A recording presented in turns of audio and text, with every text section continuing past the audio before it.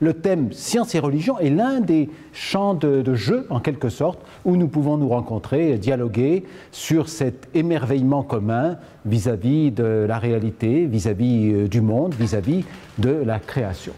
Alors je vais vous faire un parcours à la fois intellectuel et un peu de témoignage entre science et religion, dans le domaine science et religion, mais un peu de science aussi, un peu de religion, un peu de science et religion, en essayant de vous dire comment on peut être au XXIe siècle à la fois astrophysicien, mais aussi croyant, avoir aussi une foi dans l'éternité, au-delà du temps qui se déploie sous nos yeux dans les observations astronomiques. Et comme à chaque fois, je commence en vous expliquant ce que signifie la calligraphie qui est écrite en incipit de cette diapositive, hein, Bismillahirrahmanirrahim, au nom du Dieu unique. Hein, Allah est le nom arabe du Dieu unique, et ce n'est pas le nom du Dieu des musulmans à l'exclusion des autres religions, c'est le nom arabe du Dieu unique qui a de très nombreux noms, comme vous le savez. Et justement, il y a deux de ces noms qui apparaissent dans la formule, Ar-Rahman et Ar-Rahim, qui découlent tous les deux du mot Rahma, qui signifie l'amour en arabe. Là, on traduit parfois par miséricorde ou clémence, mais ce sont des mots qui trahissent un peu la signification de cette Rahma, puisqu'il y a cette fameuse tradition prophétique qui dit que la Rahma a été créée en 100 parts. Dieu en a gardé auprès de lui 99, et c'est avec ces parts de miséricorde qu'il fait la miséricorde. Il aime la création, et la dernière part est descendue sur terre, et c'est l'amour maternel que les mères éprouvent donc pour leur enfant. Donc c'est vraiment Dieu en tant qu'amour aimant qui rentre dans cette formule, et la formule est utilisée pour commencer chaque instant de la vie, un repas, une promenade, une lecture, une conférence, pour sacraliser au nom du Dieu unique, d'amour et de miséricorde, le moment que nous allons vivre ensemble. Et chacune des sourates du Coran commence par cette formule, Bismillahirrahmanirrahim, si bien que c'est en quelque sorte la clé de la lecture du Coran que nous devons avoir en tête quand nous abordons le texte sacré, ce que nous oublions parfois. Et les commentateurs disent qu'il y a d'ailleurs une des sourates, la 9e, qui n'a pas cette formule au début, mais il y a une formule en plus dans le corps du texte, si bien que la miséricorde de Dieu, en quelque sorte, est toujours complète, elle est toujours là, elle est 114 fois présente dans le texte du Coran, en rapport avec les 114 sourates ou chapitres du Coran, même si parfois elle ne nous apparaît pas immédiatement et elle est en quelque sorte cachée ou décalée par rapport à nos attentes. Donc c'est un thème très important pour moi. En fait, la contemplation se fait aussi au nom du Dieu unique, Dieu d'amour et de miséricorde. Dieu unique, et c'est évidemment le principe qui va donner du sens, de la cohérence au panorama que nous voyons devant nous. Et ensuite, la question de l'amour, qui est finalement la clé de la création, comme elle est la clé de la révélation du Coran et de la révélation en général des autres religions. Alors, dans mon exposé, il y aura, voilà, excusez-moi, un peu 3 parties. Je vais essayer de parler brièvement de la création en islam, pour donner un petit cours de théologie islamique, mais très rapide, et un cours aussi de philosophie islamique, ce qu'on appelle la falsafa, hein, la philosophie qui s'est développée dans le monde musulman, essentiellement dans la langue arabe, mais qui est à son origine d'inspiration hellénique et hellénistique, hein, de pensée grecque, avec une adaptation au contexte de la révélation musulmane. Puis, je vous parlerai rapidement de la cosmologie contemporaine et du panorama qui nous est offert et sur lequel les croyants peuvent réfléchir, méditer, dans une perspective de trouver un sens à ce paysage absolument fabuleux que la science contemporaine nous offre. Ensuite, j'aborderai la question de la vie ailleurs que sur Terre, parce que c'est une question qui est en train de monter en puissance au sein de la communauté des astrophysiciens et qui a une signification spirituelle, me semble-t-il. Donc je parlerai de cela rapidement. Et dans une 3e et dernière partie, j'essaierai de décrire rapidement la situation dans le monde musulman, du point de vue du dialogue entre science et religion, et je défendrai l'idée d'une vision théophanique du monde, le monde comme lieu du déploiement de la miséricorde de Dieu, comme lieu du dévoilement de Dieu. Et c'est un thème qui est bien présent aussi dans le christianisme, comme il l'est sans doute dans le judaïsme ou dans d'autres religions. Le monde est le lieu du dévoilement de Dieu. Et donc la contemplation du monde, l'action dans le monde, est une façon pour le croyant d'adorer Dieu et de le connaître. Et donc ce sera ma conclusion. Quelques mots, alors je vais peut-être m'asseoir pour éviter d'avoir faire des allers et retours sur une estrade un peu exiguë. Donc, quelques mots d'abord sur la naissance de l'islam. La naissance de l'islam, c'est le moment paradoxal de la révélation. Pourquoi paradoxal? Parce que Dieu, l'infini, l'éternel, le non conditionné, l'absolu, est tellement infini, éternel, non conditionné, absolu, qu'il peut rentrer dans le fini, le limité, le temporel, le relatif, sans en être affecté. De façon incompréhensible et paradoxale, mais justement parce que sa transcendance est autre, parce qu'il est le plus haut, le plus grand, il est capable d'être présent dans le monde de façon mystérieuse, sans que sa transcendance soit affectée. C'est le paradoxe de la coexistence de ces aspects de transcendance et d'immanence dans le Dieu unique, du monothéisme, j'ose dire, juif, chrétien, musulman, avec évidemment les spécificités des trois religions. Et pour l'islam, ce moment où l'éternité rentre dans le temps, où l'infini rentre dans le fini, c'est le moment de la descente d'un livre, le Coran, auprès d'un homme, un prophète, au sens biblique du terme, on pourrait dire, et dans la tradition juive et chrétienne, à la mémoire des prophètes, un homme qui est un porteur de la parole de Dieu, nabi en arabe, navi en hébreu, le porteur de la parole de Dieu. Et cette révélation se passe dans une caverne qu'on peut encore visiter, à côté de la Mecque. Voilà, il y a une photo.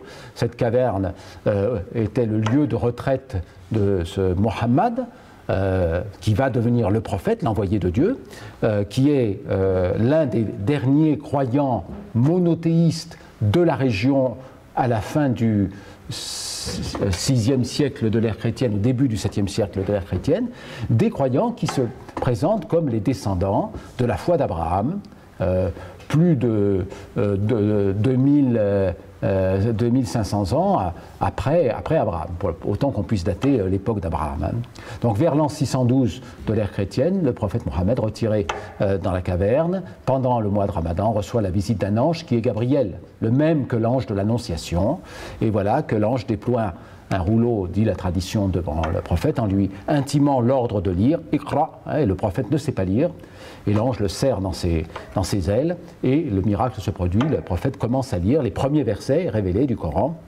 Iqra bismi rabbika alladhi khalaqa, lis au nom de ton Seigneur qui a créé. Et donc Dieu se présente dès le départ comme le Créateur, et ensuite il va dévoiler dans le Coran de nombreux attributs et de nombreux noms. Et vous voyez une des miniatures persanes qui illustre cette rencontre entre Gabriel et Mohammed. Et le prophète est représenté, bon, il a un petit voile sur le visage, mais il est représenté sur cette miniature.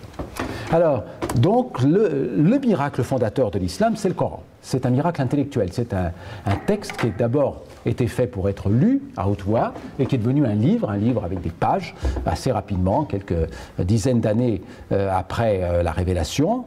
Et pour les musulmans, il s'agit là d'un miracle parce que ce ne sont pas simplement les significations du texte qui sont inspirées, parce que des textes inspirés, il y en a d'autres dans les autres religions.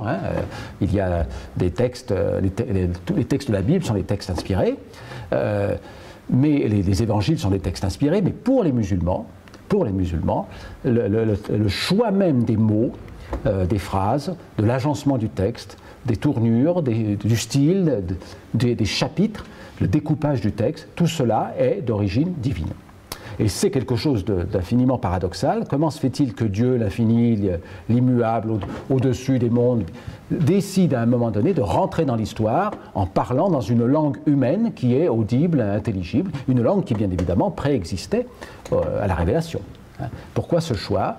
Et ce qui prouve le miracle du Coran, disent les musulmans dans la tradition, c'est la beauté linguistique du texte, le fait que le texte a révélé à un peuple de chameliers et de poètes, parce que les Arabes de cette époque sont un peu des marginaux dans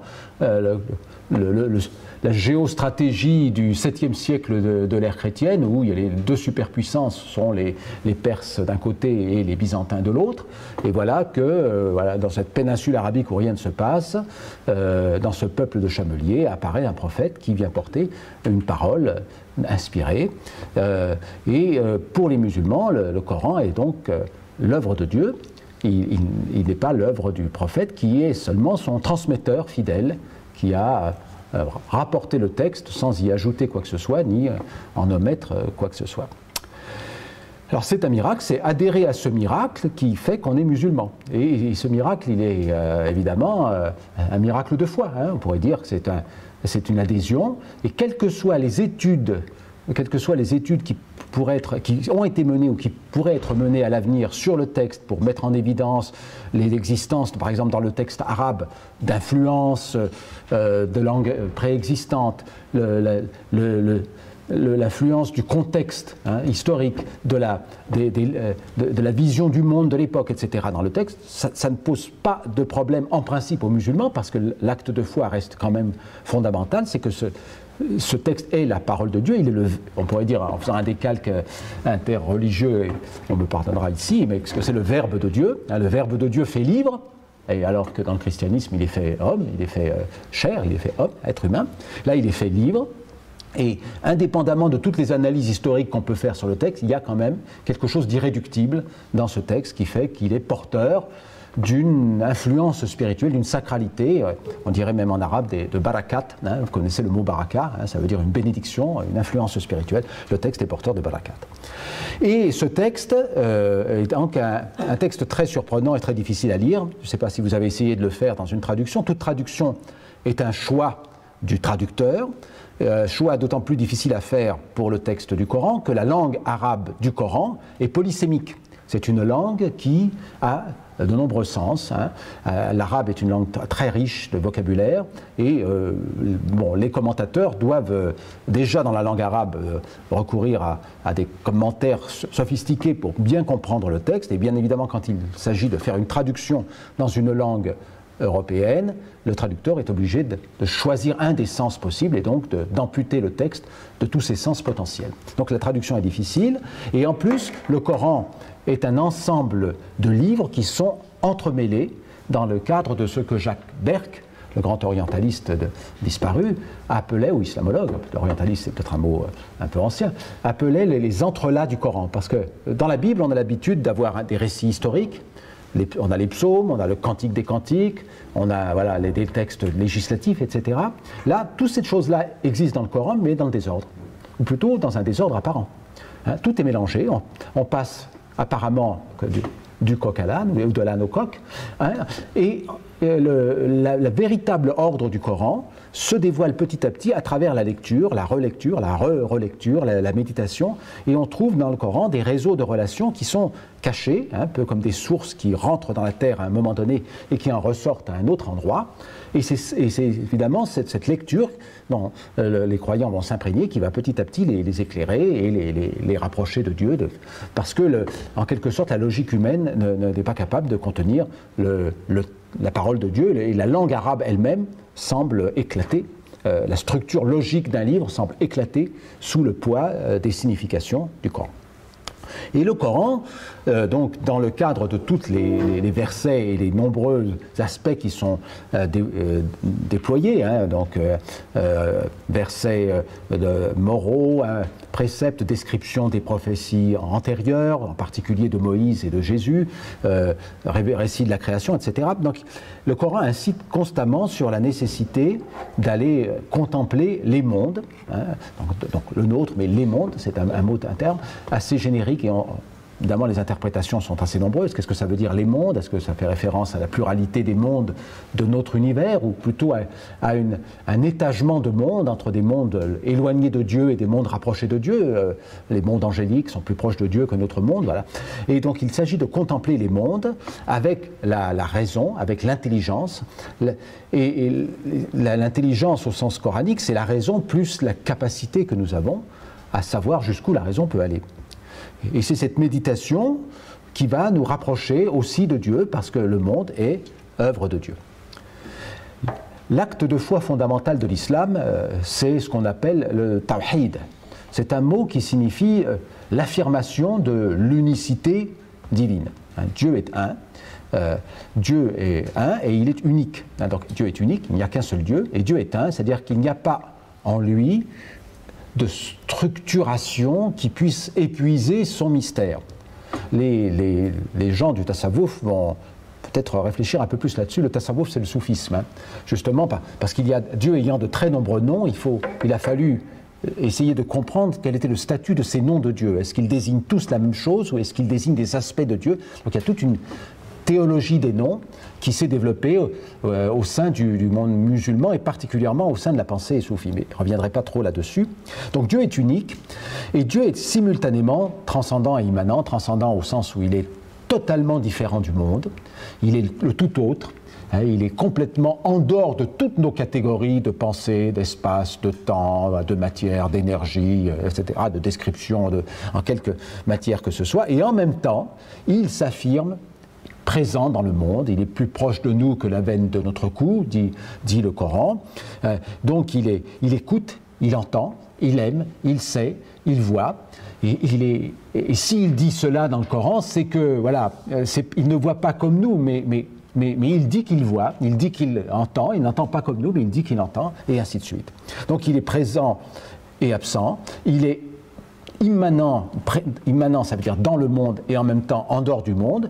Ce sont deux aspects qui sont totalement inconciliables et que nous devons tenir en même temps si nous voulons avoir de Dieu l'idée la plus haute. Sinon, si l'on garde que l'aspect de transcendance, bien évidemment, c'est une abstraction, puisque Dieu est tellement loin qu'on peut faire comme s'il n'existait pas. Si l'on reste seulement dans l'aspect d'immanence, on finit par faire Dieu à notre image, ou en tout cas à l'image du monde, et à imaginer Dieu comme une sorte d'énergie cosmique ou de fluide qui baignerait le monde. Et il n'est ni l'un ni l'autre, ni une abstraction, ni le fluide cosmique qui baignerait le monde, l'énergie cosmique. Il n'est ni l'un ni l'autre. Il est le Très-Haut, il est plus grand, Allahu Akbar, plus grand que tout cela.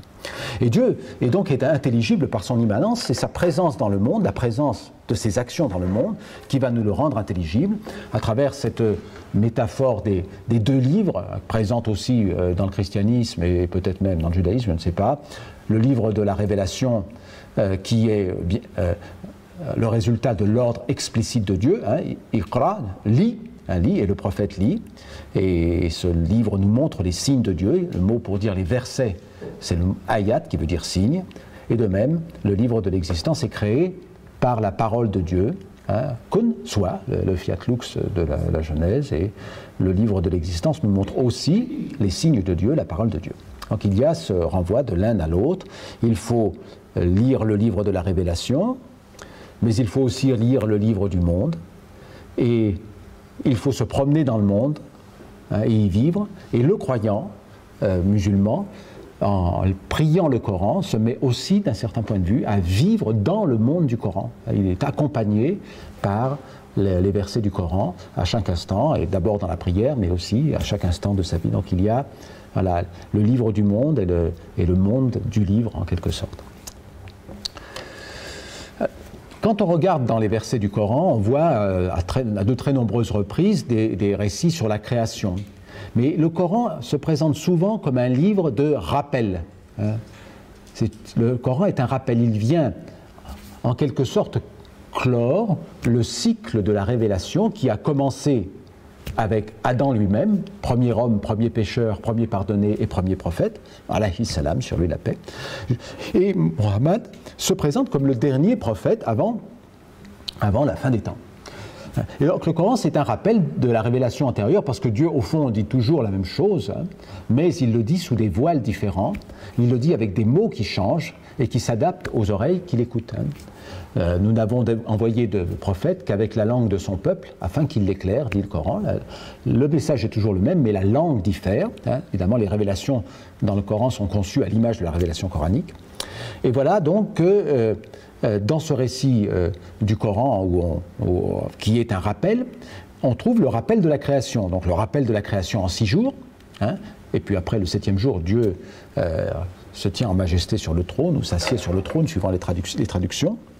Le récit aussi de la création du monde à partir de rien, même si le texte n'est pas très explicite là-dessus, mais il y a ce fameux verset qui dit « Ont-ils été créés à partir de rien ou sont-ils leurs propres créateurs ?» Donc voilà l'idée que Dieu est suffisamment puissant pour créer quelque chose à partir de rien, rien d'autre que son plan pour le monde. Et puis l'idée que le monde a été créé dans le temps, ce qui n'est pas très clair non plus dans la lecture du Coran, mais on a bien pensé que à ce moment-là, que dans le moment de la synthèse théologique de l'islam, que la majesté de Dieu requérait que le monde n'ait pas ce degré d'éternité qui aurait pu le faire peut-être comparable à Dieu. Et un dernier thème important, c'est celui du renouvellement de la création. L'idée que le monde n'est pas autosuffisant, bien sûr, qu'il dépend de Dieu, il participe à l'être de Dieu, mais cette participation est constante. Si Dieu cessait de donner par miséricorde, par amour, l'être au monde, le monde sombrerait immédiatement dans le néant d'où il a été tiré. Ce renouvellement de la création apparaît à la fois comme un acte métaphysique de maintien du monde dans l'existence, un acte de création continue puisque de nouvelles créatures ne cessent d'apparaître dans l'existence. Voilà, des nouvelles créatures, des nouveaux êtres vivants, des nouveaux êtres humains apparaissent constamment dans l'existence, donc il y a renouvellement de la création. Et il y a aussi renouvellement de la création dans une perspective eschatologique, puisque l'islam, comme le christianisme, attendent un moment de basculement en quelque sorte où le monde sera recréé. La façon dont ça se fera étant assez mystérieuse et assez obscure et faisant l'objet de commentaires et d'un acte de foi très fort. Donc renouvellement constant de la création. Et un autre aspect important, c'est l'existence d'un domaine dans lequel la loi religieuse de l'islam, qui est d'abord une loi liturgique en quelque sorte, une loi d'adoration de Dieu à travers les prières, le jeûne, le pèlerinage, l'aumône, etc. Et puis ensuite une série de règles pour les comportements sociaux. La loi religieuse de l'islam n'a pas un champ d'application infini. Il y a des domaines dans lesquels cette loi n'a rien à dire. Et ça, c'est très important. Et justement, l'étude du monde est un domaine qui est neutre du point de vue de la loi religieuse, du point de vue de la charia. Et cela est illustré par ce fameux hadith dit du palmier, où le prophète, originaire de la Mecque, lieu désertique s'il en est, émigré à Yathrib, qui deviendra par la suite la ville de Médine, belle oasis, le dattier dans le désert, le prophète rencontre des cultivateurs du dattier qui sont en train de faire de la pollinisation des palmiers en prenant le pollen des palmiers mâles pour le mettre sur les fleurs des palmiers femelles, ce qui est indispensable pour que les dattes puissent se former. Et les cultivateurs demandent au prophète s'il faut le faire, et le prophète dit non. Et donc les cultivateurs s'abstiennent de faire la pollinisation, évidemment les récoltes sont catastrophiques, ils se plaignent, et le prophète dit « Je ne suis qu'un homme comme vous, vous êtes plus savant que moi dans les affaires de votre monde. » Donc qu'est-ce que ça veut dire? Il y a beaucoup de commentaires là-dessus, mais une interprétation, c'est évidemment qu'il y a un domaine où les choses sont contingentes, un domaine qui n'est pas celui des principes de la révélation, même si toute action pour un croyant a une signification spirituelle. Faire de la science, c'est un acte spirituel. Cultiver les palmiers, c'est un acte spirituel pour un croyant. Chaque chose a une signification spirituelle. Mais ce n'est pas parce qu'elle a une signification spirituelle qu'elle doit rentrer dans le cadre de la codification de la loi religieuse. Là, ce n'est pas le cas. Il y a un domaine qui est neutre du point de vue de la loi. C'est le domaine, justement, de l'investigation du monde, de la compréhension des phénomènes naturels. Et il faut aller lire ces phénomènes pour comprendre la façon dont Dieu se comporte dans le monde, puisque les régularités que nous y observons sont en quelque sorte une coutume de Dieu, une habitude de Dieu. Tout au long de l'histoire de la pensée islamique, il y a eu donc des moments, et des moments de rupture, et le moment de rupture principal après la révélation du Coran et la mort du prophète, ça a été la découverte de la pensée d'origine grecque, donc hellénique et hellénistique, et la création de la falsafa, la philosophie islamique. Cette philosophie islamique a tenté une synthèse entre les données de la raison et la révélation coranique. Et bien évidemment, lors de cette synthèse, des points de désaccord sont apparus.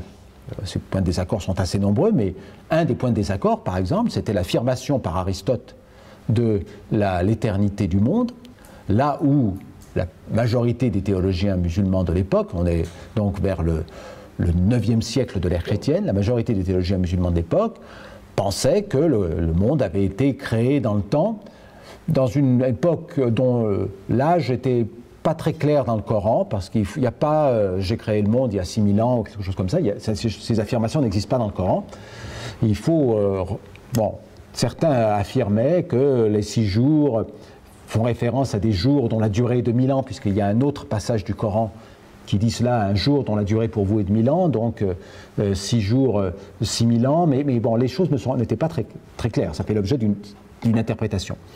Et donc, voilà un conflit. Et ce conflit entre la philosophie et la religion, ou entre la falsafa et la charia,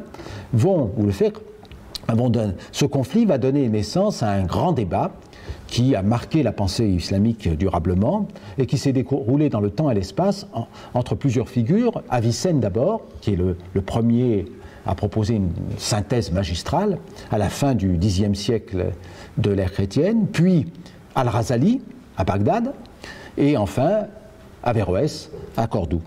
Ibn Rushd, Al-Razali connu de l'Occident sous le nom Al-Ghazal, et Ibn Rushd connu sous le nom Averroès. Et Ibn Sina, c'est Avicenne. Donc, grands penseurs musulmans connus de l'Occident latin et qui ont participé au XIIIe siècle à la fameuse synthèse scolastique. Enfin, leurs travaux ont été médités et analysés par les grands penseurs scolastiques latins.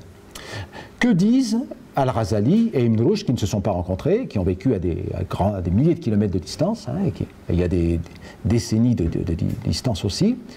Ils sont d'accord l'un et l'autre sur le fait que la raison humaine est garantie par Dieu. Dieu crée l'homme en lui soufflant de son souffle, min ruhihi, de son souffle, le souffle de Dieu qui est en l'homme, qui rend l'homme capable de connaître l'ensemble des aspects de Dieu. Et dans cette instauration de l'homme comme le représentant de Dieu sur terre, eh bien la raison est en quelque sorte un élément fondamental qui est garanti par Dieu. Donc il y a cette garantie, et comme Dieu est un, il ne peut pas y avoir de désaccord réel au fond entre ce que la révélation nous dit et ce que la raison nous dit. Donc la raison bien menée doit amener à des résultats qui sont en accord avec la révélation bien comprise. Que faire alors des désaccords apparents? Et là, il y a un désaccord entre Al-Razali et Averroès sur la façon de résoudre les désaccords apparents. Pour Al-Razali, s'il y a un désaccord apparent, c'est de la faute des philosophes qui ont mal mené leur raison et qui ont fait des erreurs, on dirait maintenant des erreurs de calcul, des erreurs d'appréciation. Et donc en faisant un réexamen de leurs travaux, on doit être capable de montrer qu'ils se sont trompés. Alors que, pour Averroès, dès lors que la raison a parlé de façon catégorique et que la démonstration a été prouvée, c'est aux théologiens de retourner vers le texte sacré, non pas pour modifier le texte, mais pour modifier l'interprétation du texte qui n'était pas conforme aux données de la raison. Donc vous voyez un débat qui est d'une grande modernité. À partir du moment où, dit Ibn Rushd, à partir du moment où la raison a parlé, où la démonstration a été close et vérifiée, eh bien ce sont les théologiens, les commentateurs du Coran, qui doivent revenir vers leurs études et modifier leur lecture du texte dès lors qu'on ne peut pas faire dire à Dieu des choses qui sont manifestement fausses, dit Ibn Rushd. Alors qu'Al-Razali, lui, va entreprendre dans le fameux texte l'auto-effondrement des philosophes ou l'incohérence des philosophes, Tahafut al-Falasifa, il va entreprendre de reprendre les travaux des philosophes antérieurs qui semblaient conclure à une éternité du monde pour montrer que c'est absurde, que du point de vue rationnel, c'est absurde.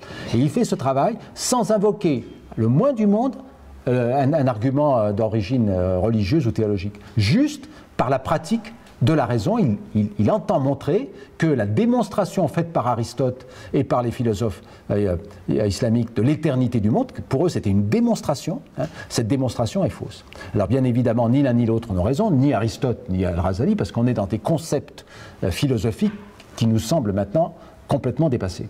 Mais la démarche est très intéressante et les latins ont cru qu'Al-Razali était un philosophe parce qu'il n'invoquait pas d'aspect religieux dans son texte. Plus tard, Averroès va écrire l'auto-effondrement de l'auto-effondrement, Tahafut à Tahafut, pour répondre à Al-Razali et montrer que les arguments qu'Al-Razali oppose aux philosophes musulmans, ces arguments sont eux-mêmes faux. Alors il y a des débats, mais quand on regarde le détail des débats, évidemment, il s'agit là d'une vision du monde, une vision de la raison qui est maintenant complètement dépassée. Mais le débat lui-même était intéressant. Alors voilà, donc c'est pour revenir là-dessus, un des aspects qui gêne beaucoup Al-Razali et qui nous intéresse aussi, on va le voir dans quelques minutes, c'est le fait que pour Ibn Sina, pour Avicenne, il y a deux sortes d'êtres. Il y a l'être qui est nécessaire par lui-même, et seul Dieu est l'être qui est nécessaire par lui-même, c'est l'être qui ne peut pas ne pas être. Il est nécessaire bidatihi, par son essence, per se, on dirait en latin. Et puis, il y a de l'être qui n'est pas nécessaire par lui-même, mais qui est nécessaire par un autre, c'est-à-dire de l'être qui est la conséquence d'un autre être. Et le monde, dit Avicenne, est dans cette catégorie, il est nécessaire par un autre que lui, donc per altrum. Donc le monde lui-même ne peut pas ne pas être. Parce que si Dieu est créateur, il crée de toute éternité, Dieu étant là de toute éternité, il crée de toute éternité, donc le monde ne peut pas ne pas être, comme conséquence du nom de Dieu, le créateur. Dieu est tellement intelligible que son intelligibilité se manifeste à travers la création du monde de toute éternité. Et donc pour Avicenne, l'intelligibilité de Dieu, parce qu'il est dans une cosmologie plutôt néo-platonicienne, l'intelligibilité de Dieu est l'origine de la création, de l'émanation, voilà, la création. Et donc cette intelligibilité est très grande, en quelque sorte qu'elle en arrive à diminuer le pouvoir de Dieu, puisque Dieu ne peut pas ne pas créer le monde. Et c'est cela qu'Al-Razali reproche à Avicenne, parce que pour Al-Razali, Dieu doit être tout-puissant. Et pourquoi Dieu doit être tout-puissant pour Al-Razali? Parce qu'Al-Razali est un converti, pas un converti à l'islam, mais un converti à la foi. Il a suivi un itinéraire spirituel un peu comparable à celui de saint Augustin. Il a eu un moment de doute terrible, et c'est en partant sur les chemins et en suivant les ascètes et en menant une vie de pauvre mendiant pendant des années qu'il a retrouvé la foi. Et donc ce miracle qu'il a vécu lui-même, c'est le miracle de la toute-puissance de Dieu qui est capable de retourner les cœurs, et il doit affirmer que Dieu est tout-puissant puisqu'il est capable de nous sauver, même nous pécheurs. Et ce que Al-Razali reproche à Avicenne, c'est justement de diminuer le pouvoir de Dieu en favorisant son intelligibilité.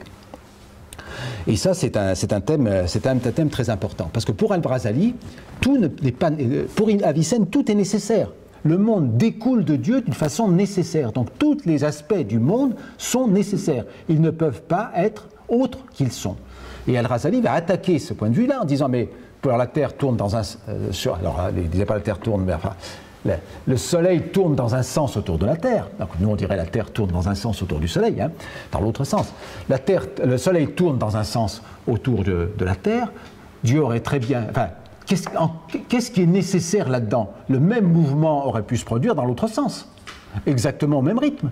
Et le jour aurait eu la même durée, etc. Mais le Soleil se serait levé vers l'ouest et couché vers l'est. Donc pourquoi le Soleil se lève-t-il vers l'est et se couche-t-il vers l'ouest? C'est la volonté de Dieu. Il y a eu un choix, il y a une volonté qui a fait la différence entre les possibles. Il y a, parmi tous les possibles, quelqu'un, Dieu, le Créateur, a choisi un possible parmi un champ de possibles. Et c'est ça qui montre que le monde est contingent, il aurait pu ne pas être, ou il aurait pu être différent de ce qu'il est, et donc l'argument d'Avicenne n'est pas bon. Et cet argument-là, Averroès a bien du mal à le réfuter, parce qu'effectivement, il y a beaucoup d'aspects du monde qui nous paraissent choisis comme ça, parmi un champ de possibles. Et on va revenir là-dessus dans 10 minutes. Un champ de possibles. Alors un autre aspect intéressant pour nous dans le dialogue entre science et religion, c'est la critique qui a été menée par Al-Razali de la causalité aristotélicienne. Vous savez que la causalité aristotélicienne, c'est une causalité dans laquelle, une fois que les causes sont réunies, l'effet advient nécessairement. Donc il y a 4 causes, la cause formelle, la cause matérielle, la cause finale et la cause efficiente. Donc pour une statue, par exemple, la cause formelle, c'est la forme de la statue, la cause matérielle, c'est le bronze ou le marbre de la statue, la cause efficiente, c'est évidemment le sculpteur qui a fait que la statue est apparue, et la cause finale, c'est ce pourquoi la statue est faite, c'est-à-dire par exemple pour décorer tel ou tel temple. Pour Al-Razali, la causalité n'est pas mécanique parce qu'elle est le lieu de la créativité de Dieu. Elle est le lieu du choix de Dieu. Elle est le lieu de la toute-puissance de Dieu. Dans la perspective que je vous ai décrite il y a quelques minutes. Donc cette causalité ne nous permet pas de déduire le monde. Et justement parce qu'on ne peut pas déduire le monde des principes causaux, il faut aller voir dans le monde comment Dieu se comporte dans l'acte de la création. Et ça, c'est un moment extrêmement important de la pensée de l'humanité dans son ensemble, parce qu'on quitte une perspective grecque rationaliste dans laquelle, à partir d'un certain nombre de principes mathématiques, on peut déduire l'ensemble de la réalité, pour rentrer dans une autre logique où on doit aller regarder dans le monde comment Dieu s'y comporte, et c'est comment les phénomènes se produisent. Et c'est donc la création de la science expérimentale, puisque les arabo-musulmans ont été les observateurs, les grands observateurs de cela. À travers cette période des traductions, donc je donne maintenant quelques exemples de la façon dont ça a été vécu au sein du monde musulman. Les traductions au moment de la fin du califat omeyyade et surtout du début du califat abbasside avec les premiers califes, les traductions sont un événement majeur de l'histoire de l'humanité. Je vous rapporte à ce livre de Dimitri Goutas, Greek Thought, Arabic Culture, pensée grecque, culture arabe, traduit en français, qui raconte ce moment-là et qui montre à quel point la société du califat abbasside, du premier califat abbasside, donc on est entre 750 et 800, cette société a dévoré en quelque sorte tout l'héritage intellectuel grec pour prendre connaissance de l'ensemble des savoirs de son temps. Et ce moment-là a été un moment où la science est devenue pour la première fois universelle. Elle était une science grecque, elle est devenue une science universelle qui s'est adressée à des peuples très différents dans la langue arabe. Langue arabe qui a dû s'adapter en traduisant les termes techniques et donc en créant pour la première fois une langue scientifique universelle, puisque vous savez que dans ce monde arabo-musulman de l'Empire abbasside, il y a des juifs, il y a des chrétiens, il y a des farsis, il y a toutes sortes de peuples, de toutes sortes d'origines, qui utilisent l'arabe comme la langue scientifique de l'époque, la langue de la culture de l'époque. C'est pour ça qu'on parle du monde arabo-musulman, le monde dans lequel l'islam était la religion majoritaire et dans lequel l'arabe était la langue de la culture. Alors dans ce cadre-là, les traducteurs traduisent, retraduisent, corrigent les manuscrits. Bon, là, c'est un exemple bien connu qui est décrit par Georges Saliba, l'un des grands spécialistes de l'astronomie islamique, sur le fait que les données, les calculs des astronomes grecs étaient refaits par les traducteurs et corrigés par les traducteurs. Là, il y a une fameuse durée dans l'Almageste de Ptolémée, le grand livre d'astronomie de l'Antiquité, qui est fausse, des divisions qui sont fausses, parce qu'il faut voir que c'est très difficile de faire une division quand on n'a pas les chiffres arabes. C'est une opération extrêmement complexe, donc ils refaisaient des calculs, et donc ils se sont appropriés petit à petit les textes, et à partir d'un certain moment, il y a eu une sorte de décollage qui a amené à l'exploration du monde indépendamment des textes d'origine, des textes grecs, avec l'émergence de l'observation, de l'expérimentation, qui a amené à l'acquisition de nouvelles données astronomiques sur des temps longs, donc des instruments, des catalogues, puisque les phénomènes sont singuliers. Si chaque phénomène est une création singulière de Dieu, il faut aller le répertorier, d'où la nécessité de faire des catalogues d'étoiles, et vous savez que les noms des étoiles ont été donnés par les astronomes arabo-musulmans. Et le tournant est probablement autour de l'an 1000 avec un astronome remarquable qui s'appelle Ibn al-Haytham, créateur de l'optique moderne, promoteur de la théorie de l'intromission, celle dans laquelle l'œil est conçu comme un récepteur de l'image qui vient de l'objet, alors que pendant 1500 ans, on a vécu sur l'autre théorie selon laquelle il y a dans l'œil un regard qui vient chercher l'image de l'objet et qui ramène l'image vers l'objet, vers l'œil. Hein. Donc Ibn al-Haytham dit, mais comment c'est possible? J'ouvre l'œil tout de suite, je vois les étoiles lointaines et leur image me parvient comme ça, et puis alors il fait des raisonnements, il fait des observations, il dit tout ça, il y a un rayon qui se propage en ligne droite, il crée un dispositif expérimental qu'on appelle la caméra obscura, pour montrer que les rayons se propagent en ligne droite, hein, parce qu'il fait un petit trou, voilà.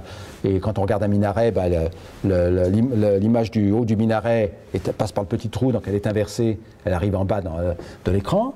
Et s'il avait eu un dispositif chimique pour enregistrer l'image, bah, il aurait inventé l'appareil photo. Mais bon, ça c'était un peu plus tard, il a fallu attendre quelques centaines d'années. Et il interprète évidemment l'arc-en-ciel avec les réflexions et réfractions à l'intérieur des gouttes d'eau. Voilà. Donc, maintenant, il y a une réévaluation de la science, de l'histoire des sciences qui se fait, hein, ou l'histoire des sciences héroïques, où finalement le monde n'a été qu'obscurantisme et barbarie jusqu'à ce qu'un certain Nicolas Copernic, chanoine de son état, invente un nouveau système astronomique. Cette vision-là est en train d'être réécrite par des historiens des sciences très sérieux qui travaillent dans les universités américaines, européennes, etc. Et là, on commence à dater l'émergence de la science moderne, justement, dans cette période-là, dans le monde musulman. Pas nécessairement à Bagdad, mais ensuite dans d'autres endroits, et en particulier en Asie centrale. On se rend compte que le développement des sciences a continué. Alors voilà un autre exemple, ce n'était pas simplement évidemment des observateurs, mais aussi des théoriciens, des mathématiciens, Nasser ad-Din at-Tusi, hein, donc grand mathématicien, fondateur de l'astronomie mathématique à travers la trigonométrie sphérique, hein, ce qui permet donc de se repérer sur les sphères, inventeur de dispositifs comme le fameux couple de Tusi, là, qui permet de faire un mouvement rectiligne à partir de deux mouvements circulaires.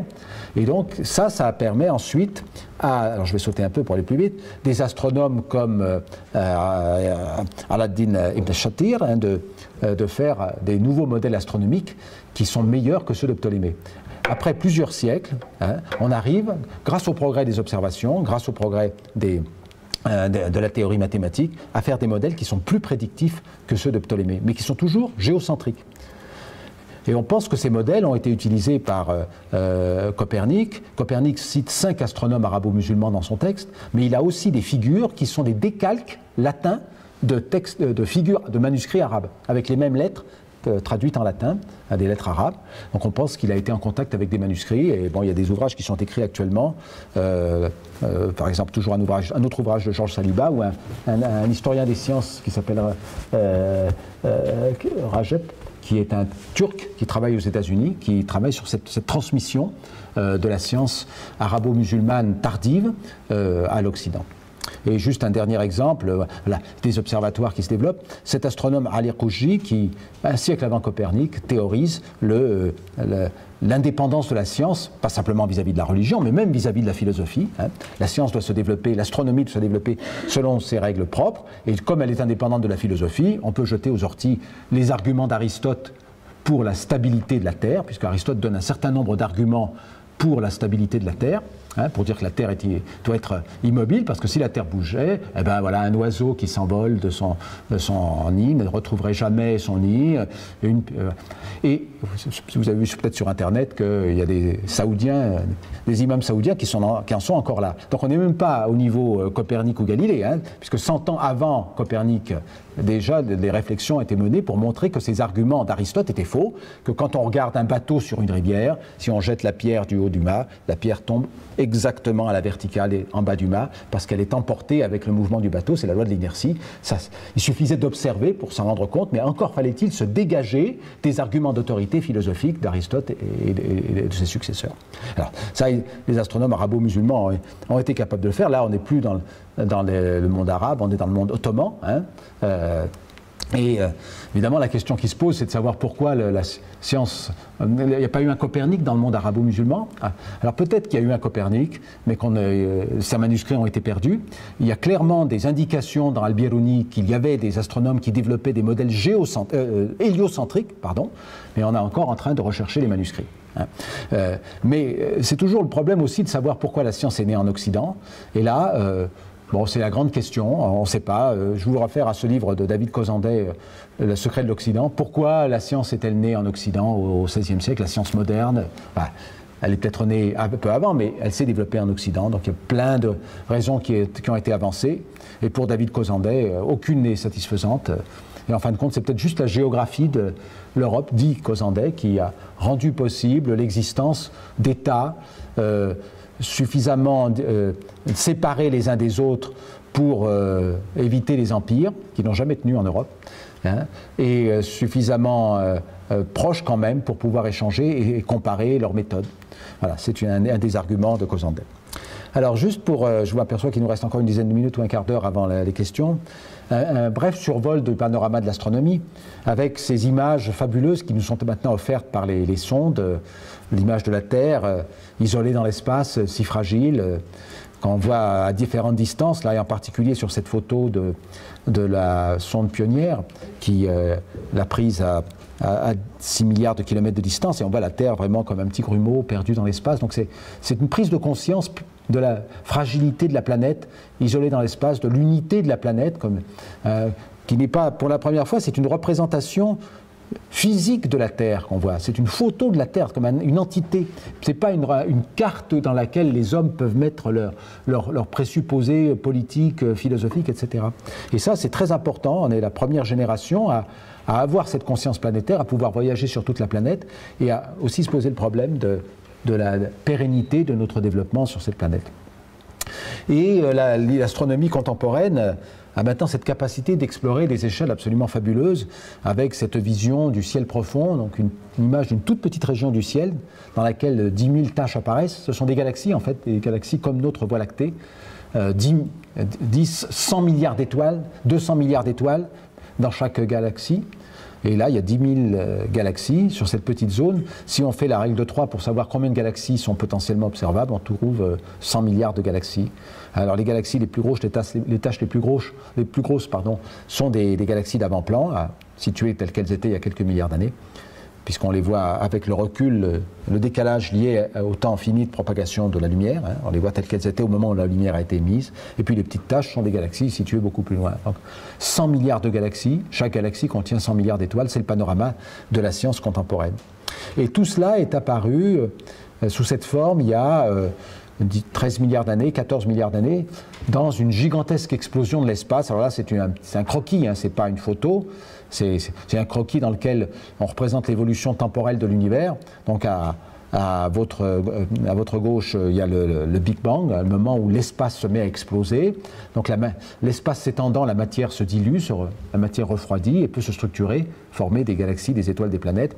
Et puis donc à votre gauche, on part comme ça, et à votre droite, on a l'état final, c'est-à-dire l'univers actuel avec les galaxies, etc.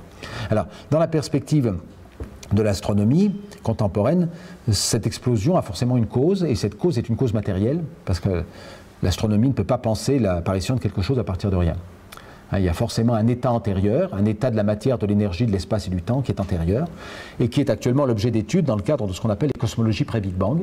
Donc, comment était l'univers avant l'explosion qui a ordonné l'espace, le temps, la matière, l'énergie. C'est très spéculatif. On espère avoir la capacité un jour peut-être de mettre des contraintes observationnelles là-dessus, parce qu'il se peut que les premières phases de notre univers après le Big Bang soient un peu le témoin de ce qui s'est passé avant. Et on pourrait avoir quelques signes, mais ça reste très spéculatif.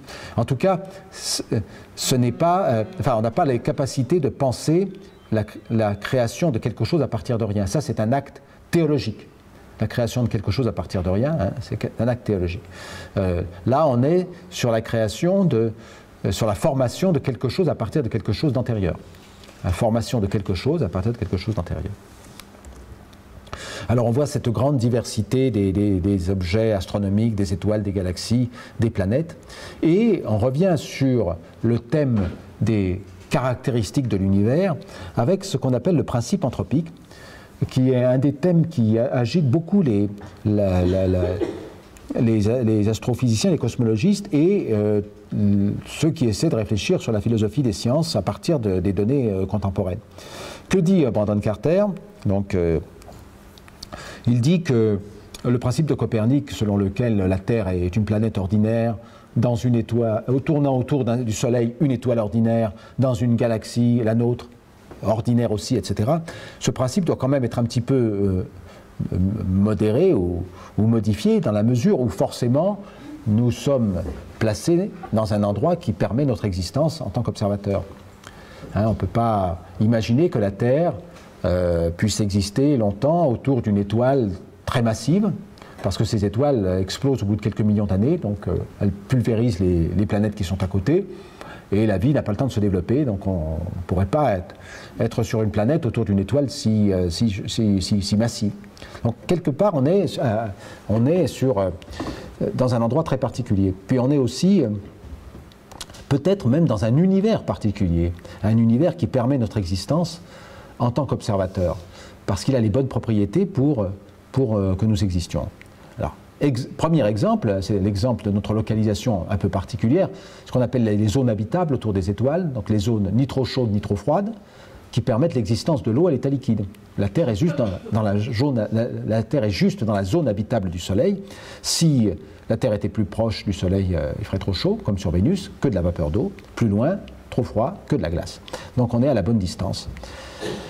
Et pour que la vie puisse exister, on a l'impression qu'il faut un liquide. Le liquide le plus abondant potentiellement dans l'univers, c'est l'eau, parce qu'il est fait avec des éléments qui sont très abondants dans l'univers. Donc il faut de l'eau liquide, et donc la Terre est idéalement située. Mais si elle avait été à un autre endroit, on ne serait pas là pour s'en apercevoir. Mais ce n'est pas simplement ce fait-là, c'est le fait aussi que l'univers dans son ensemble ait les propriétés qui permettent notre existence en tant qu'observateur. L'exemple est donné par ce grand astronome qui s'appelle Lord Martin Rees dans son livre Juste 6 nombres. Hein. Alors il cite les nombres. Alors c'est un peu technique, mais ce sont les propriétés de l'univers qui nous permettent d'exister en tant qu'observateur. Par exemple, le nombre de dimensions de l'espace. Si le nombre de dimensions de l'espace avait été différent, eh bien, la Terre, les planètes ne pourraient pas rester en orbite stable autour des étoiles. Donc la Terre partirait dans l'espace, s'éloignerait du Soleil, et voilà, refroidirait, la vie serait sans doute impossible. Hein. Il y a aussi des choses qui fixent les propriétés de notre univers. Par exemple, juste en bas à droite, le rapport entre la force de l'électromagnétisme, on pourrait dire de l'électricité, hein, et celle de la gravité. C'est ce qui fixe la taille des planètes et la taille des objets sur les planètes. Si on a trop de gravité, si la gravité est trop forte, hein, eh bien, aucune structure ne peut exister. Tout est déchiré par la gravité et tout est aplati par la gravité. Si au contraire, la gravité est très faible, eh bien, les planètes ne peuvent pas exister. Hein, il y a des petits cailloux, mais il n'y a pas de planètes. Et donc, on est dans un régime où les planètes peuvent exister parce que la gravité est suffisamment forte, mais elle n'est pas trop forte vis-à-vis de la force électromagnétique et elle permet à des objets comme nous d'exister, hein, c'est-à-dire des objets qui font 1 mètre, 2 mètres de long. Ces objets peuvent exister, les forces électromagnétiques qui maintiennent les molécules ensemble et la matière ensemble sont suffisamment solides par rapport à la gravité. Donc il y a une sorte d'équilibre à trouver. Et si cet équilibre avait été différent, eh bien la vie n'aurait pas été possible. C'est la même chose peut-être avec l'image en bas à gauche, c'est l'équilibre entre la force de gravité et la force d'interaction faible, c'est ce qui régit le fonctionnement des étoiles. Si la force d'interaction faible était trop faible, eh bien, les étoiles ne brilleraient pas. Donc, pas de chaleur, pas de synthèse d'éléments lourds, pas de vie. Si la force était un peu trop forte, eh bien, chaque étoile serait une bombe thermonucléaire, ça ferait boum, un bon coup, et ce serait terminé. Et là, on a juste un ajustement, un fine-tuning, comme disent les anglo-saxons, un ajustement fin, qui permet aux étoiles d'exister pendant des centaines de millions d'années, voire des milliards d'années, puisque vous savez que le Soleil existe depuis 4,56 milliards d'années, et a encore 5 milliards d'années devant lui. Et voilà, alors pourquoi ces constantes, qui sont des constantes heureuses, des coïncidences heureuses? Alors là, il y a trois schémas d'interprétation, où on est agnostique et on dit on ne sait pas. Et on peut être agnostique en étant totalement athée, ou agnostique en étant totalement religieux, en disant qui sommes-nous pour connaître les mystères de la création, hein, ou qui sommes-nous pour connaître les mystères de l'univers, nous qui ne sommes simplement des singes un peu évolués, hein, ça c'est la version matérialiste. Ou bien il y a une intelligence à l'œuvre dans l'univers, hein, cette intelligence, ben, c'est le créateur, ça peut être le créateur, et ça c'est une interprétation à laquelle souscriraient volontiers, mettons, les monothéistes. Ou bien c'est le jeu du hasard, mais si ce hasard est tellement heureux par chez nous, il doit être malheureux ailleurs, parce qu'il faut qu'il y ait plusieurs tirages, hein, que le loto la loterie cosmique puisse avoir fait de nombreux tirages pour qu'il y ait un gagnant quelque part, nous en l'occurrence, notre univers, notre morceau d'univers qui est le bon. Et ça c'est ce qu'on appelle la théorie du multivers. Il y a une sorte de loi physique fondamentale qu'on ne connaît pas, mais qu'on peut plus ou moins imaginer avec les théories actuellement en physique des particules. Et cette loi engendre une multitude d'univers dérivés. Alors ce ne sont pas des univers, parce que l'univers au sens large, c'est l'ensemble de ce qui existe, mais ce sont des morceaux d'univers où il y a des Big Bang, et la plupart ont des lois. Alors, donc ça, dans un chaos de particules élémentaires, etc., il y a ces Big Bang qui créent des morceaux d'espace, qui forment des morceaux d'espace. La plupart de ces endroits sont inhospitaliers, la vie n'est pas possible, et sur un de ces endroits, la vie a pu apparaître, c'est celui-là, et notre univers observable, c'est une petite bulle ici. Voilà, donc ça c'est une vision très importante, mais on n'a pas évoqué la question de savoir pourquoi c'est que cette chose-là est possible. Est-ce que la loi fondamentale qui génère la loterie cosmique est la seule loi possible, du point de vue de la nécessité mathématique? Et si ce n'est pas la seule loi possible, qui a choisi cette loi? Donc en fait, on ne fait que reporter le problème du choix auquel faisait déjà allusion Al-Razali quand il critiquait Avicenne. Qui a choisi les propriétés de notre monde, hein? Parce que même s'il y a ce tirage-là, la loi qui fait le tirage, pourra-t-on prouver un jour que c'est la seule loi nécessaire? Pour que ce soit la seule loi nécessaire, il faut que ce soit la seule loi possible. Cela veut dire que toutes les autres lois doivent être incohérentes du point de vue mathématique. Pourra-t-on un jour prouver cela? On ne sait pas. Et pourra-t-on un jour le tester? On ne sait pas. Donc on est en train de toucher du doigt des questions qui viennent du domaine scientifique, qui touchent à la philosophie et qui peut-être ne seront pas solubles dans la science. Et bon, c'est la question de notre ignorance. Alors je vois qu'il y a déjà 54 minutes d'exposé, donc je vais aller jusqu'à 1 heure. Je vais peut-être passer un peu vite sur les questions là. Alors, un autre aspect pour terminer la description du panorama, donc on est déjà face à une question très intrigante, hein. Pourquoi y a-t-il cet ajustement fin? Et si cet ajustement fin vient de cette loterie cosmique qui est imaginée dans le cadre du multivers, qu'est-ce qui a donné naissance à la règle du multivers? Hein, parce que cette règle du multivers, il y a une loi qui gère le multivers, qui régit le multivers. Cette loi, hein, si on veut éviter la finalité à tout prix, ça doit être la seule loi nécessaire. Si ce n'est pas la seule loi nécessaire, si d'autres lois auraient été possibles, à ce moment-là, on a simplement reporté ailleurs le problème du choix auquel Al-Razali faisait déjà allusion. Qui a choisi les propriétés de notre monde? Qui a choisi? Alors ce n'est plus le sens dans lequel la Terre tourne qui est important, là, ce sont les constantes de la physique, ce sont les lois de la physique au niveau le plus fondamental tel que les physiciens les décrivent actuellement. Alors donc la deuxième question aiguë en science, en astronomie, c'est la question de la vie extraterrestre, la vie sur d'autres planètes. Cela apparaît plausible que des planètes se forment autour des autres étoiles, ça s'est produit autour de notre étoile, le Soleil, mais nous n'avons découvert des planètes en dehors de notre système solaire, des planètes autour d'autres étoiles, qu'il y a 20 ans. Ça a commencé il y a 20 ans. Alors il y a plusieurs techniques pour le faire. On a du mal à avoir les images directes, mais on peut utiliser par exemple cette image dans laquelle on regarde la luminosité d'une étoile, et puis de temps en temps la luminosité de l'étoile diminue, parce que la planète passe devant. Et alors si ça se produit une fois, on ne sait pas ce qui s'est passé, mais si ça se produit régulièrement, ça veut dire que c'est la planète qui tourne autour de l'étoile. Et donc on peut reconstituer comme ça non seulement l'existence de la planète, mais même sa dimension. Et on trouve des résultats comme ça qui ont été un grand choc pour la communauté, donc il y a 2 ans, hein, 1 an. On trouve effectivement, donc c'est un diagramme dans lequel on met la période orbitale de la planète, donc pour la Terre ce serait 365 jours, un quart. Là on voit des périodes 1, 4, 10, 40, 100 jours, parce que vous réalisez bien que plus la planète tourne vite autour de son étoile, plus l'occultation se produit fréquemment et donc plus c'est facile à détecter. Et puis sur l'axe vertical, on a la taille de la planète. Donc 1 c'est la Terre, 4 c'est Neptune, 10 c'est Jupiter, etc. Et voilà, le diagramme est peuplé de très nombreux objets. Il y a beaucoup de planètes, et il y a beaucoup de planètes comme la Terre, et il y a beaucoup de planètes comme la Terre qui sont dans la zone habitable, puisque là, quand on connaît la distance, le temps que met la planète pour faire le tour, on connaît la masse de l'étoile puisqu'on observe son spectre, sa luminosité, donc on connaît son luminosité, et donc on peut savoir quelle est la période, le temps, quelle est la distance de la planète à l'étoile, donc la température. Et on voit que beaucoup de ces planètes sont dans la zone habitable, donc il pourrait y avoir de l'eau liquide sur ces planètes.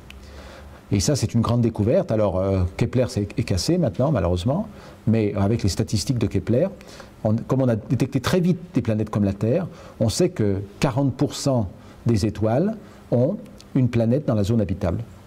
C'est absolument énorme, parce qu'il y a 100 milliards de planètes, d'étoiles dans la Voie lactée, donc on est en train de parler de dizaines de milliards de planètes dans la zone habitable. Dizaines de milliards de planètes. C'est absolument effrayant quand on contemple ça. Et évidemment, la question se pose de savoir s'il y a de la vie sur ces planètes. On ne sait pas. On n'a pas trouvé la vie sur Mars, on la cherche. On pense qu'on pourrait détecter la vie sur des planètes en dehors du système solaire en regardant les spectres de ces planètes, c'est-à-dire la luminosité qu'elles émettent, parce que sur Terre, l'oxygène a une origine biologique. Il n'y aurait plus de vie sur Terre, l'oxygène disparaîtrait, l'oxygène rouillerait de nouveau les roches. Hein, il n'y aurait plus d'oxygène sur Terre. Donc s'il y a de l'oxygène, c'est parce qu'il y a des plantes qui fabriquent de l'oxygène en permanence. Il faut leur en être reconnaissant. Si on trouve ça sur une autre planète, il semblerait que là aussi le mécanisme soit un mécanisme biologique, pas géologique. On va faire ces observations probablement dans les 15 ans qui viennent, 20 ans ou plus. Donc c'est quelque chose qui est du domaine, qui est possible. Hein. On va regarder les 10, 20, 30, 40, 50 planètes les plus proches de notre système solaire, autour d'autres étoiles, et on va essayer de détecter la trace de la molécule d'eau, de la molécule d'ozone dans l'atmosphère. Si on trouve ça sur une des planètes parmi les 50 qu'on verra, ça veut dire que la vie est partout dans l'univers. Parce que si en frappant, hein, alors qu'il y a 10, 20, 30, 40 milliards de planètes, si on regarde la planète d'à côté, on trouve une sur 50 déjà où il y a la vie, ou une sur 10, la vie est partout. Si on ne trouve rien, c'est peut-être que la vie c'est une planète sur 1000, une planète sur 10 000, une planète sur 100 000. Si on trouve à côté, ce sera un choc considérable dans l'histoire de la pensée humaine. Et ça peut advenir dans 10 ans ou dans 20 ans. Ça peut advenir dans 10 ans ou dans 20 ans. Si la vie est partout, la question qui se posera, c'est de savoir si la vie se développe partout, c'est-à-dire s'il y a des animaux, s'il y a des plantes, s'il y a des créatures intelligentes, hein, des créatures technologiquement développées. Ça, c'est une grande question philosophique, bien sûr, on ne sait pas. Est-ce qu'on arrivera un jour à entrer en contact avec eux? Vous savez qu'il y a un projet américain qui s'appelle SETI, qui marche maintenant depuis 50 ans. Écoute de signaux extraterrestres, 0 résultat. Pourquoi? On ne sait pas. Est-ce qu'on n'a pas cherché assez profondément? Est-ce que la vie technologiquement développée est rare? Sans doute, la vie technologiquement développée est rare. Mais si la vie est fréquente et si la vie technologiquement développée est rare, est-ce que ça veut dire que notre humanité est condamnée, elle aussi, à une disparition rapide, hein? Voilà un article, par exemple, dans un journal sur Internet. Est-ce qu'une galaxie remplie de planètes habitables signifie que l'humanité est condamnée? Parce que si la vie est partout, ce qui est possible maintenant, hein, parce que toutes les évidences semblent montrer qu'il y a beaucoup de planètes habitables avec de l'eau liquide, et bon, on pense que la vie est apparue très rapidement sur Terre, hein, moins de 500 millions d'années après la formation de la Terre. Voilà. Alors que si quelques-unes de ces planètes ont des vies, formes de vie et des formes de vie développées, est-ce qu'à un moment donné, il ne doit pas y avoir une évolution comparable à la Terre? On ne sait pas. Mais le silence, évidemment, est un peu inquiétant parce qu'on a le sentiment que s'il y avait une forme de vie technologiquement développée, au moins aussi développée que la nôtre, eh bien, on pourrait la détecter très facilement avec nos moyens d'investigation. Il faut savoir que depuis 1945, la Terre, donc depuis 70 ans, la Terre est en train de rayonner des ondes de télévision massivement dans l'espace, des ondes courtes. Hein. Donc en 70 ans, cette lumière, donc c'est la lumière des ondes radio, ça a voyagé sur 70 années-lumière, ça fait une sphère de rayon 70 années-lumière, vous calculez le volume de cette sphère, donc 4/3 de pi r cube, vous trouvez qu'il y a des milliers de planètes habitables dans cette zone. Donc si sur ces milliers de planètes habitables, il y a une forme de... qui sont à côté, hein, ce sont nos voisines, hein, qui sont dans la sphère de 70 années-lumière de rayon autour de nous. Il y a des milliers de planètes habitables. Si sur ces milliers de planètes habitables, il y a une forme de vie technologiquement développée qui a au moins des récepteurs radio, ils savent que nous existons. Pas répondu, c'est peut-être leur problème, mais peut-être qu'il n'y a personne. Et peut-être qu'il n'y a personne. Et peut-être qu'il n'y a vraiment personne, parce que la vie technologiquement développée dure 200 ans, ou 100 ans. Et c'est une possibilité que nous devons considérer au moment où on est en train de détruire la planète. Et pour moi, en tant que scientifique et croyant, cette contemplation cosmique globale me ramène à l'urgence du XXIe siècle. Hein. Va-t-on arriver à trouver un mode de développement durable dans lequel on ne va pas mettre en danger l'humanité en exploitant les ressources de la planète de façon anarchique? Et vous voyez toutes les menaces, réchauffement climatique, pollution, et épuisement des ressources naturelles, le pétrole, mais aussi les métaux qui sont de plus en plus difficiles à obtenir. Tout est extrêmement préoccupant. Et il y a des gens qui disent, mais voilà, oui, c'est le silence de l'univers, c'est la preuve que la vie technologiquement développée ne dure pas. Il y a, au bout de quelques 100 ans, 200 ans, une catastrophe qui se produit. Voilà, donc c'est vraiment un moment très important pour l'histoire de la pensée cosmique, en quelque sorte, cosmologique. Hein. C'est le moment où on arrive à toucher du doigt l'étendue de l'univers et la diversité des planètes, et que peut-être dans 10 ans, dans 20 ans, on aura la première évidence qu'il y a une forme de vie extraterrestre. Hein. C'est à ce moment-là où on se rend compte de l'urgence climatique, des limites de notre propre planète, du fait que l'aventure humaine peut s'achever, ou en tout cas l'aventure du développement technologique peut s'achever de façon tragique, parce qu'on aura exploité par égoïsme, avarice, orgueil, l'ensemble des ressources sans penser à nos enfants, nos petits-enfants, nos arrière-petits-enfants. Donc c'est vraiment un point sur lequel je vais m'arrêter, comme ça nous permettra de débattre. J'ai éventuellement d'autres points à aborder, mais je pense qu'on pourra peut-être les glisser dans le cadre du débat.